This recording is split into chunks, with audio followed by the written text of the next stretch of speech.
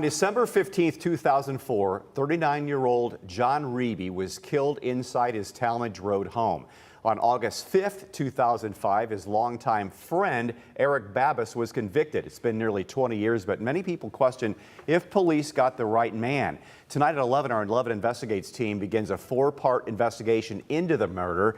Lead investigator Brian Duggar joins us to talk about the case.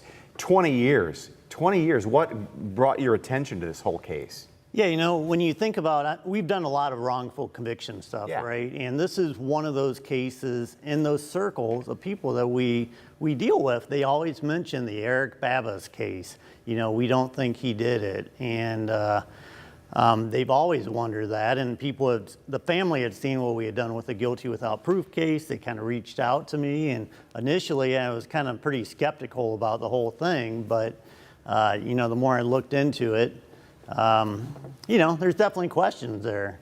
Well, police ended up, I mean, if this guy was his best friend, police must have had some reason to suspect him in the case. What evidence did they have?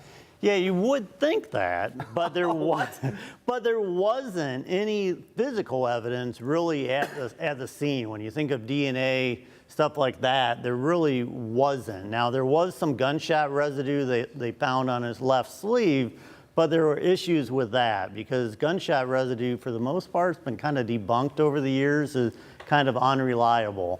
And they took that sample 2 weeks after the shooting. Now, protocols back then, it said 2 hours, within 2 hours of the shooting. So that was kind of questionable. But there were these series of phone calls that happened between 2:57 and 3:13 p.m. that are really key. And John's daughters, Jamie and Nicole, they actually got home from school at 3:19. So we know John was killed between 2:57 and 3:13. And there are things in those phone calls that implicate Eric. What are some reasons to believe that Babos didn't do it?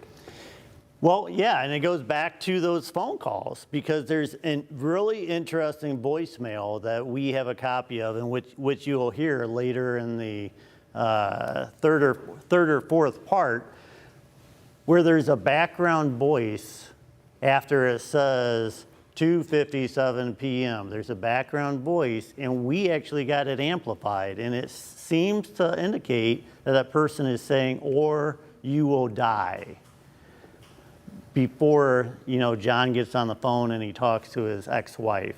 And Dan, we also got a prison call from somebody who is friends with an alternative suspect who told us that he was at the murder scene. Wow.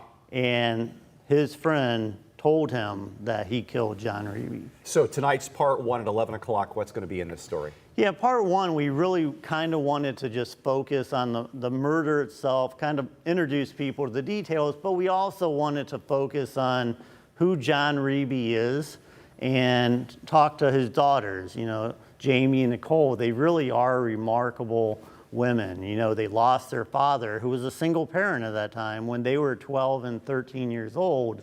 And they could have taken a really bad path, but they didn't. They're both really remarkable, accomplished in their life. So we kind of focus on their story a little bit. So today's story is specifically about John and his family. That's coming up at 11 o'clock tonight, part 2 on Tuesday, then Wednesday and Thursday. Yep. Looking forward to it. You do great work. Always looking forward to the stories you come up with, and 11 Investigates.